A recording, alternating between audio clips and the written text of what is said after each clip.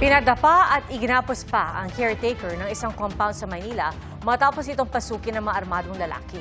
At bago umalis ang mga suspect, nanunog pa raw sila sa compound. Saksi si Jomer Apresto.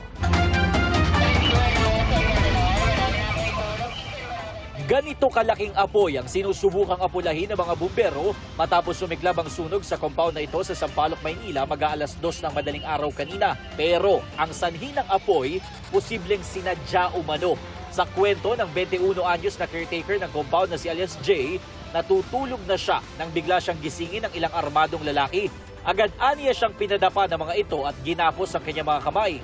Di ko na sir na alam sir kasi mga naka-face mask, nakapang-takip ng mukha po eh. 6 or 5 motor lang yung nakita ko. May nakatapak sa akin, tapos pag sinabi nila tara na, yung pinakaramdam ko sila na parang wala na, saka na ako lumabas kasi may apoy na sir, malaki na po eh.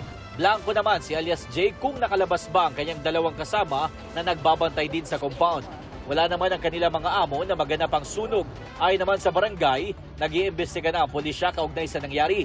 Sira kasi ang CCTV nila na nakatutok sa lugar pero posibleng nahagip sa ibang anggulo ang mga armadong lalaki. Ino na rin daw nilang asikasuhin ang sunog. Nung nakita ko na po talagang sobrang lakas na po eh. Talagang may sumabog pang malakas. Ang mga laman po ito ay more on plastics. Yung siguro pang construction materials ito na ginagamit. Ang total estimated damages po natin ay nasa 6 million pesos more or less. Patuloy na hinahanap ng mga otoridad ang dalawang kasama na posibleng nakalabas sa kasagsagan ng sunog. Inaalam pa sa ngayon ang pinagmulan ng apoy. Para sa GMA Integrated News, ako si Jomer Apresto, ang inyong saksi. Mga kapuso, maging una sa saksi. Mag-subscribe sa GMA Integrated News sa YouTube para sa iba't ibang balita.